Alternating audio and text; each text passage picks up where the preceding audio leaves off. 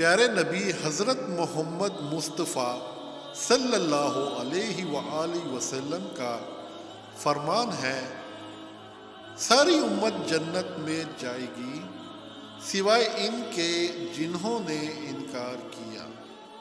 صحابہ رضی اللہ تعالی عنہ نے عرض کیا، اے اللہ کے رسول صلی اللہ علیہ وآلہ وسلم، انکار بھلا کون کرے گا؟ فرمایا کہ جو میری اطاعت کرے گا وہ جنت میں داخل ہوگا، اور جو میری نافرمانی کرے گا اس نے انکار کیا۔